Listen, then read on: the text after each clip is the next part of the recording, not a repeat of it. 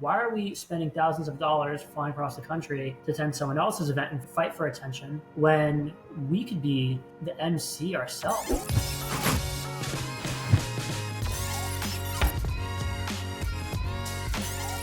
Everybody, welcome into the Highlight of Business podcast for business people. And today I'm going to be joined by a brand new friend of mine, Ari Sohn from TxtCart. And this is going to be a good interview. Ari has had a huge career already, entrepreneurial background. Now he's working with, Shopify business owners. It's a crazy story, and I'm really excited to get into it. And so let's not wait any longer. Ari, welcome to the show, man. Hey, Chandler, thanks for having me. I can't keep the smile off my face. This is great. I'd love to hear a little bit of your background and how you ended up at TxtCart. So it was quite a journey, and it all stemmed from a similar theme of I never really fit into what was expected of me in terms of school and my career. My first tech startup, believe it or not, was actually a cemetery digitization app. I made an app which was Google Maps for headstones. It wasn't so easily monetizable, but it was a really good taste in what the startup life, the founder life was.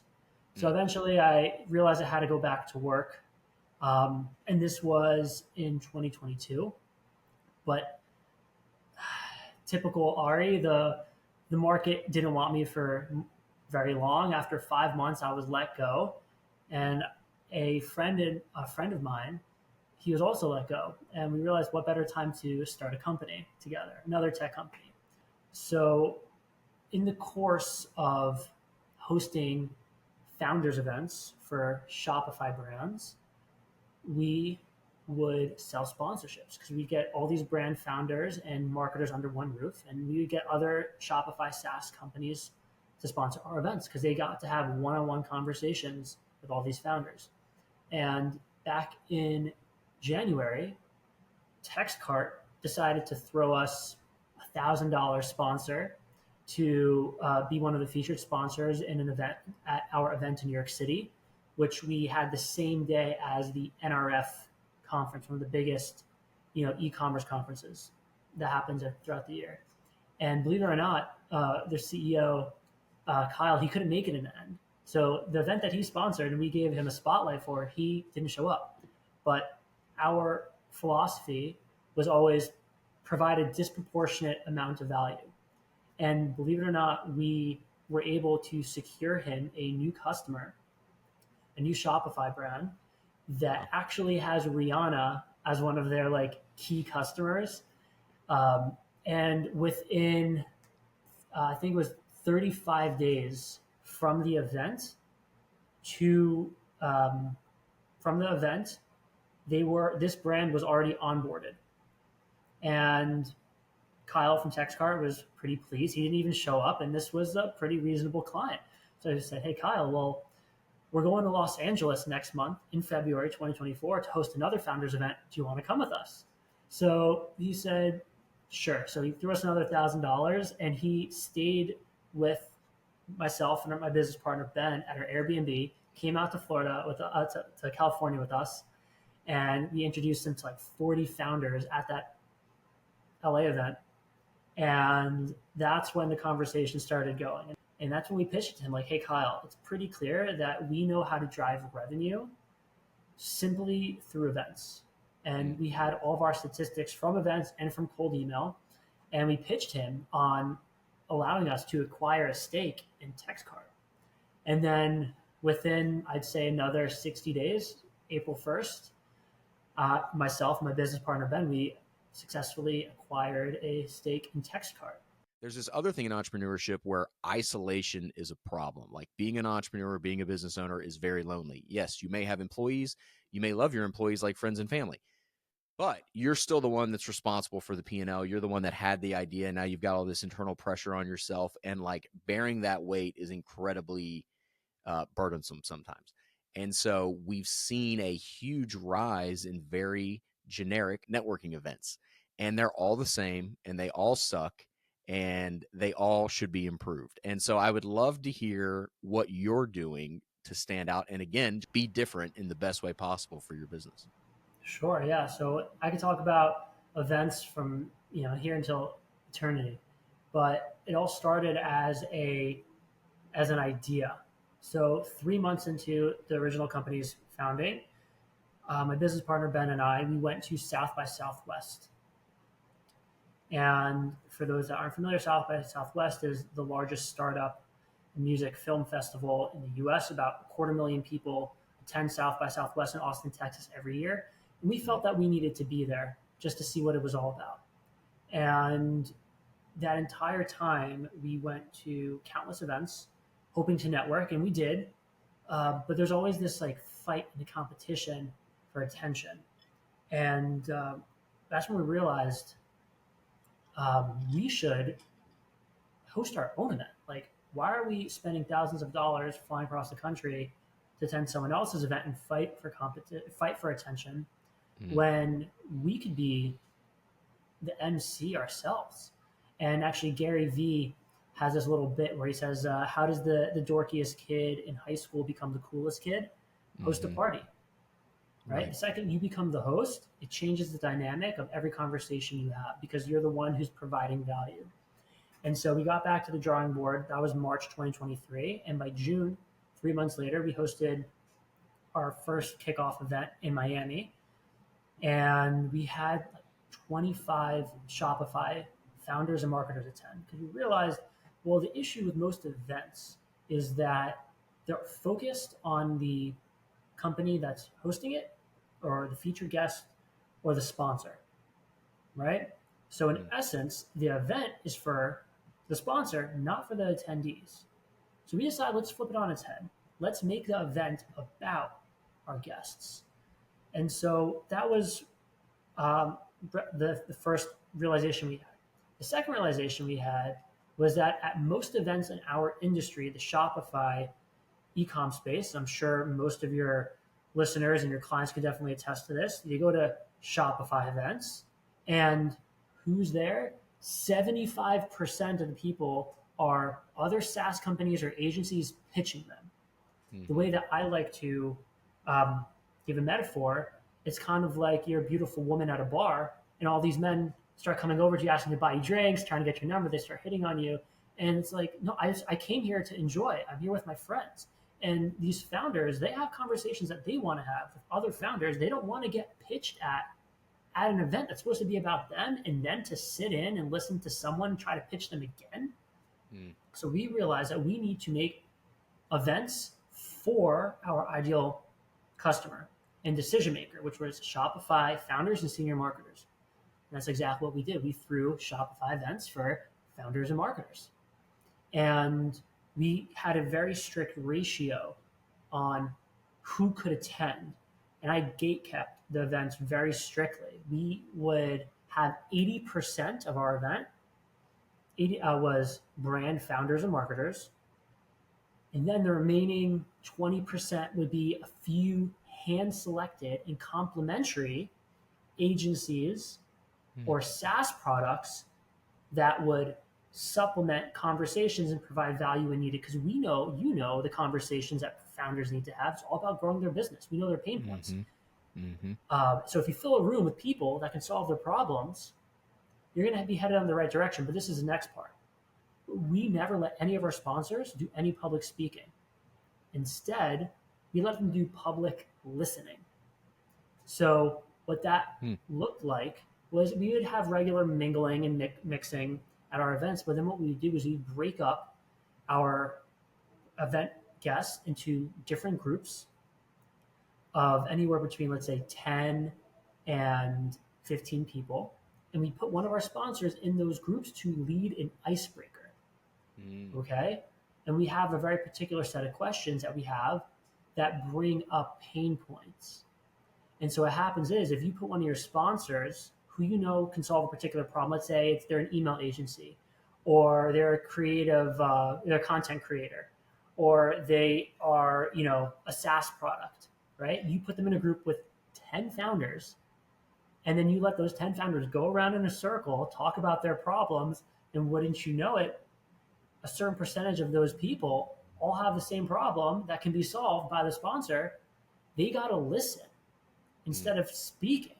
And when you do that, they're sharing. They're not being pitched to. They're saying what they need help with. And by the time the circle is done, they have this like persona of being a listener Mm-hmm. rather than someone just trying to talk at you.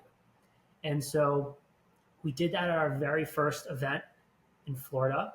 And then a month later, we did it again in New York. And the event in New York, just for context, had 16 founders. And that was in July 2023. By April 2024, we hosted a founders event in Shopify headquarters, New York. So from our first New York event with 16 people to our most recent event in New York, we had 220 RSVPs. 75 people showed up, combination of founders and marketers, and we did it as Shopify. Yeah. And when you're able to create this community for brand founders, you get to talk to them at a much more intimate level than any high-end e-com festival or network, and way more effectively than 10,000 emails. Like if you can have 10 meaningful conversations with 10 founders or Shopify marketer decision makers, it's way more powerful than any 10,000 emails. And that's coming from a cold email marketer myself. Yeah. Even if I'm a business owner, I'm like, even if I'm a direct to consumer business owner, I would still take this idea and host a meetup of either people that I need their help to grow my own business, whether it's like service professionals like accountants, lawyers, marketers, whatever, or I would get other business owners that are in the same space, maybe slightly larger, maybe slightly smaller than me, and get them in a monthly, quarterly something group together like that. Because I can't tell you how many times I've spoken with people like you or other agency owners that may be one or two steps ahead of me, and they give me a little insight that helped them get from where I'm at now to the next thing. And there's nothing I can sell them, but just having that relationship and meeting them at an event, all of a sudden it unlocks the next thing. So I think there's two different lanes you can take there as well. Like even if I had a e-com company, like I would host, cash is such a big thing for them. Raising money is such a big thing. Like I would host events for venture capitalists in every city I go to and just try to network your way to the top there, getting to know them. Like there's so many different applications. Like I think it was Harvey McKay that said originally your network is your net worth or something like that. He definitely said the phrase with his book titled Dig Your Well Before It's Thirsty. And I think it's a great time for you to like get to know people before you need them, you know, because then all of a sudden you have a Rolodex in your phone, you can call people, right? So I got a question. What's the, based on your experience, what's been the ideal group size for those things? So we found that the sweet spot is between 40 and 50 people. Okay. Any That's a reason sweet why? spot. Yeah. So beyond that, so we've had more. Yeah. I mean, our Shopify event was the largest and it was fantastic. But there's a certain level of intimacy, of like a threshold of intimacy that allows you to unlock a certain part of someone's brain. Mm. There's a difference between being a guest and a welcome guest. Have you ever been at an event, the room's full, and you left 2 hours later and you felt like you met nobody? Mm. Oh yeah. All the time. Right. And so we've been able to combat that when you have, let's say, between that 40 and 50 person mark for guests. We get to these breakout groups eventually, and we do 2 rounds of breakout groups and we rotate the groups. So if you have 10 people per group and you're in 2 groups throughout the night, it's guaranteeing that if you didn't even speak to one soul throughout the entire mixer portion, you've met half of the group, right? So most people, I've been to events where there's been like some networking time. I maybe get to speak to 3 or 4 people because I really want to get that conversation. But then sometimes you get sucked into a conversation with the wrong person. You really want to go talk to someone else. But we have this way of facilitating our events that keep things fluid. And even the most introverted person meets 20 people at our events. Now that is expanding your network. And I want to just make a comment about what you said about taking this idea of hosting events across other industries. There's a certain power of just hosting events for your ideal customer. Be more than just a service, be a resource. And sometimes you got to create your own arena to play in. And there's a story that I really like. It was one of these like CNBC Make It videos I watched years ago. Have you ever heard of the sport gloving? Okay, so gloving is this sport that's not too old. Some guy created it in college. You basically put on these white gloves that have all these LED lights on it. And you turn off the lights and you start doing all these cool motions with your hands. And it's very like transient. And and he wanted to popularize this goofy product that he made. And so he started going to nightclubs and wearing it to nightclubs, and DJs were wearing it. Oh, it's a really cool gimmicky thing. But he wanted it to become a little bit more taken a little bit more seriously. So what did he do? How did he create an arena for his product? He created a world gloving competition.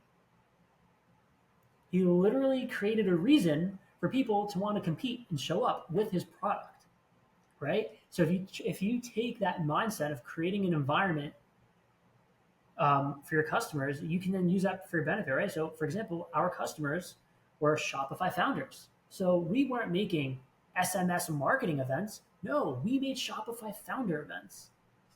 We created the arena in which our customers want to play in. No, that's great. That's really good.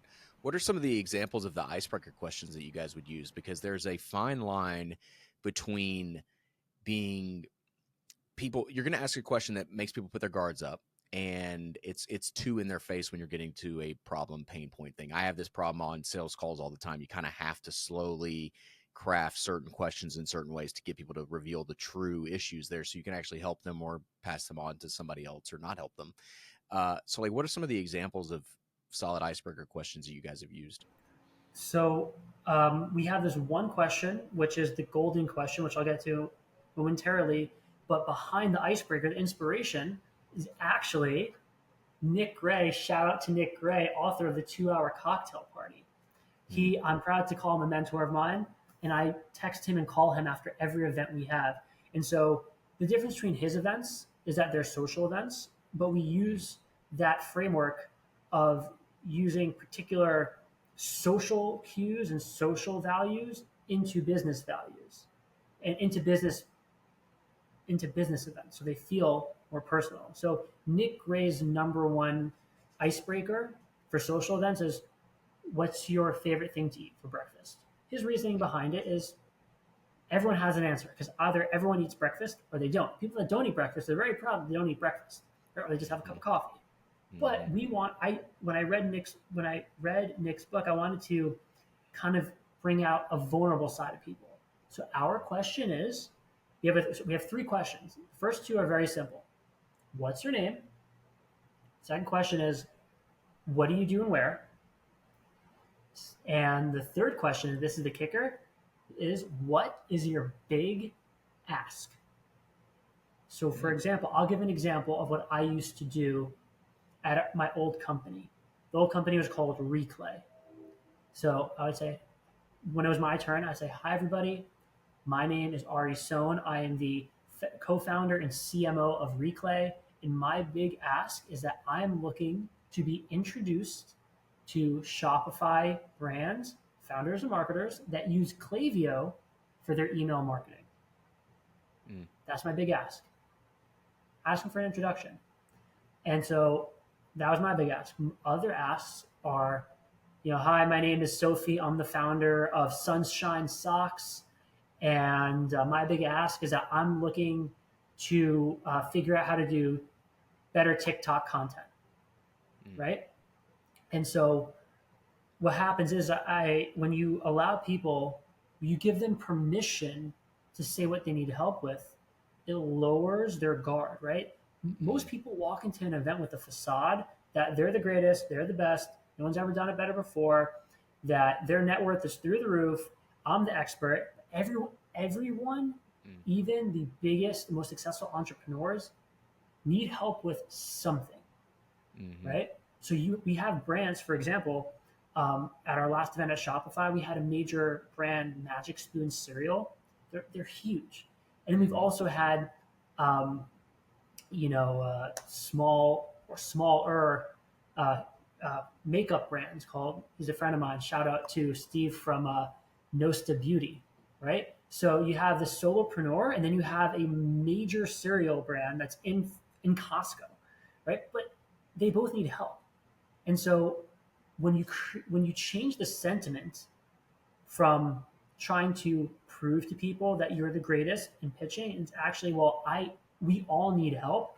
That's when this pool of people, this event, this group of people, whether it's in your icebreaker as a whole, they all start pitching in. People love helping, Mm. right? And so I've seen this happen in real time where I've had people say, like, this is at my event in Los Angeles. Someone said, "Hi, my name is Joe. I'm the founder of X company. They are a children's pajama company, and I'm trying to figure out how to do licensing better for to be able to use licensing of other logos." Someone jumped in right away. He's like, "Oh, do you want an intro with Disney?" Just like that.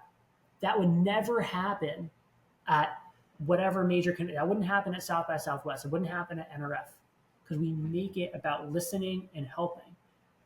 And that icebreaker, like I said, is all about vulnerability. And people are only vulnerable to people that they trust. So now, as the host, right, I never pitched.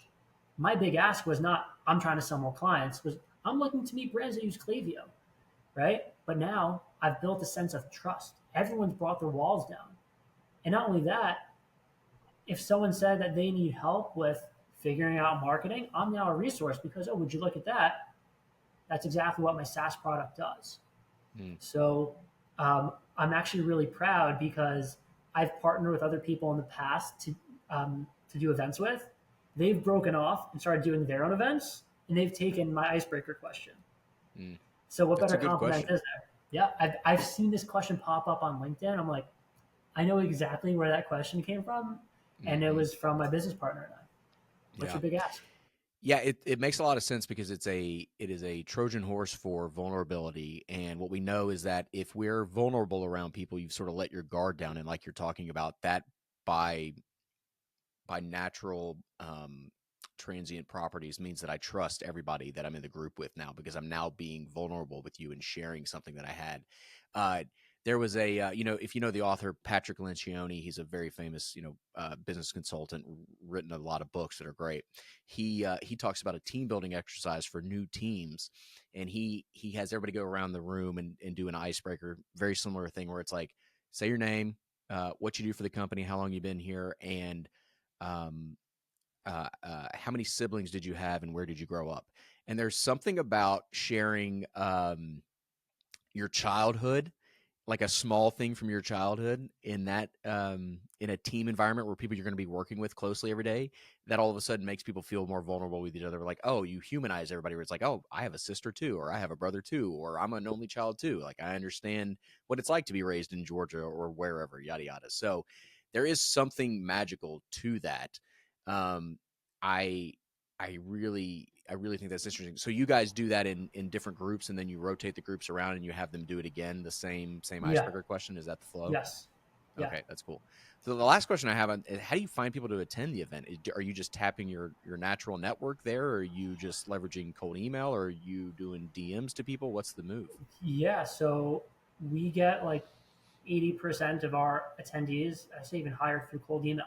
And it all leans back into a principle about Nick Gray. For his first social parties, his cocktail hours that he did, he went onto the street and into Trader Joe's and invited people. Because his philosophy is, who doesn't like getting invited to a party? In a world where everybody's trying to take something, I learned this lesson when I owned a barbecue restaurant. My first business, I think I told you, was a barbecue restaurant. Did that for 6 years. And something I learned in that process was that I was constantly, like you said, being pitched to, being sold to. Everybody wanted a piece of my P&L, and they didn't always have my best interest at heart. And if what they sold me happened to make my business better, then that's great. But more often than not, it was a very mid-level, minor improvement to my business. It was really more cost than it was worth. And then again, in a cash flow heavy dependent business, like, it would have been great to be invited to a thing like that, to where I could ask people real questions for big ask, yada yada. I think that's incredible, man. That's awesome. So I love all of that. I could sit here and talk to you about this live event thing, and maybe I'll have you on for a part 2 where I can explain to you how I did my first event, and you could break down what went well and what I did wrong. I mean, that might be a fun follow up for us to do.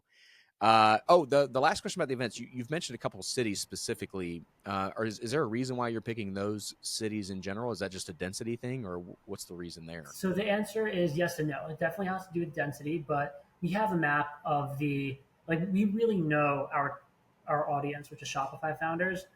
Um, and there are going to be fewer Shopify founders in Bozeman, Montana, Sure. than in Los Angeles. But we've also have always we've piggybacked on other events happening between understanding like if we have 1,000 founders or marketers in any particular city, we know we'll get a good crowd. And that was and about completely bootstrapped. No one knew us from a hole in the wall. That's the thing. You invite someone to a party, they don't care who you are. They're not the value you're providing them is not because of you. It's because of the event. It's because of the audience. Because of the opportunity for them to have meaningful conversations with other people than you. What locations do you try to pick though in those cities? Like, how do you, is that part of the draw, or because there was one event I got invited to in Nashville where it was like on a rooftop bar, and I was like, I'll go because I've never been to that bar, and that sounds awesome. Believe it or not, our worst event statistically was on a beautiful luxury building rooftop on the Upper East Side of Manhattan overlooking the East River. Mm, Okay. And we had like an outdoor fireplace. I put out the best, we had like a whole charcuterie spread. It was the worst performing event I've ever had. Why? Compared to all the other events, I put more of an emphasis on the venue or the mm, food and less time on the people. mm, Whereas that first New York City event, it was in my business partner's mom's apartment. We had 16 people show up in New York, and that intimacy of having 15, 16 founders was awesome. So mm, here's the scale, right? We've done rooftops, we've done apartments, we've also done Shopify headquarters. But typically we look for a venue that can host up to 75 people. They're nice venues, but we're not no one's coming there for the venue. No one's coming for the view. Actually, the one in LA, I happen to have gotten a beautiful venue, which with a beautiful view on a rooftop. But guess what? It was these crazy rainstorms, and it was mm, a rooftop event. Thankfully, there was this like conference room with like couches, so everyone ended up cramming into this lounge conference room. We didn't even get to make use of the beautiful aesthetic space, but it mm. was awesome. Our Yeah. event in Austin it was at a tent, a private tent outside of a bar. Mm, Awesome. People come for people. mm, Above all, the single greatest person someone will come to an event for is for themselves. So if mm, you can make that event worthwhile for them, they will show up. mm. No one's That's coming to good. an event for anyone else greater than themselves. That's good. That's really good. All right. Well, I'm going to host an event. We'll have you back on and we can do a deep dive on what happened and where I went right and where I went wrong. That'll be a fun, maybe we'll make it a YouTube vlog or something like that. So TxtCart, yeah, you've done so much. You've provided so much value for the last hour, man. I really appreciate that, Ari. Like, I'd love to hear more about TxtCart, what you guys do, and who we can send your way to help you guys continue to help Shopify founders. Thank you. So first of all, TextCart's been around for 5 years, totally bootstrapped, cash flow positive company.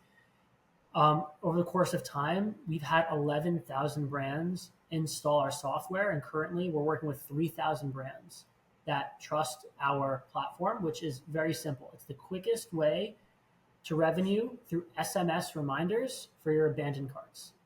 That's it. That's our bread and butter. No one does it better than us.